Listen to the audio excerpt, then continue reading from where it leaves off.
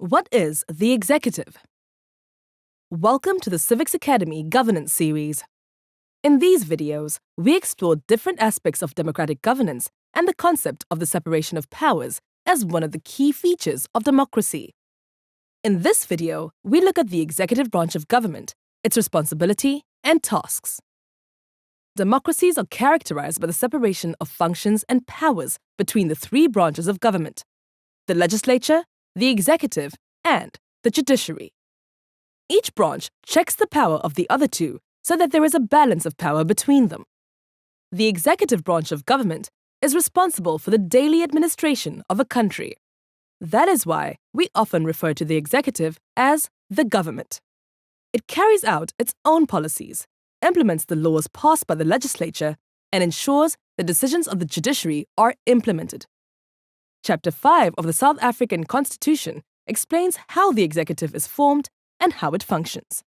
The national executive is made up of the cabinet, which includes the president, the deputy president, and the ministers of each government department. Deputy ministers are not part of the cabinet, but they are also part of the executive. The head of the executive is the president, who is elected by the National Assembly from among its members for a fixed term. He or she appoints a deputy president, who assists the president in the duties as head of government and head of state.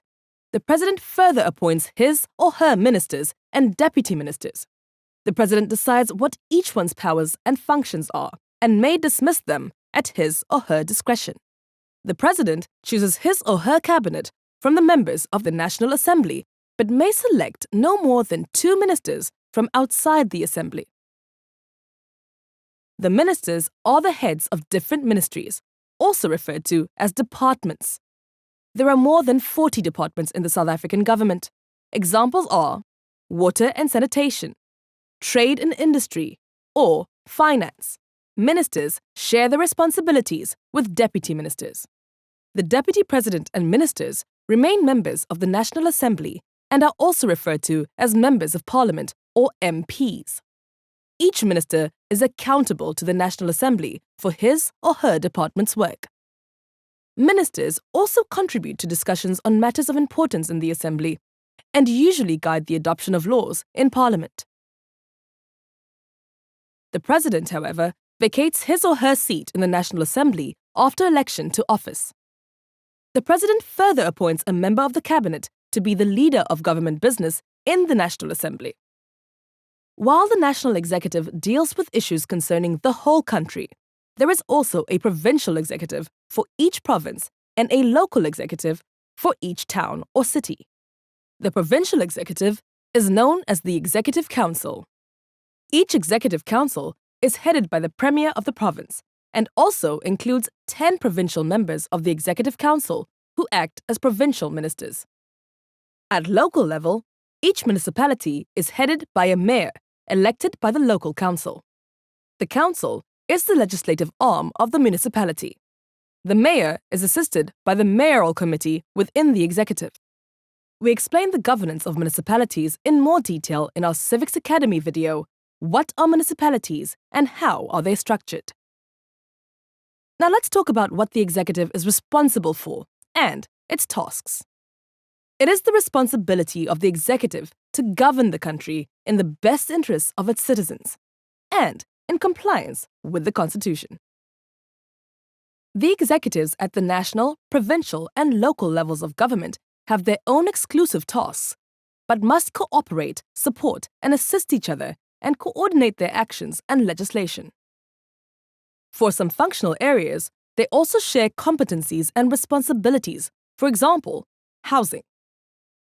We explain the exclusive shared competencies of the national and provincial government in more detail in our video, What is Local Government?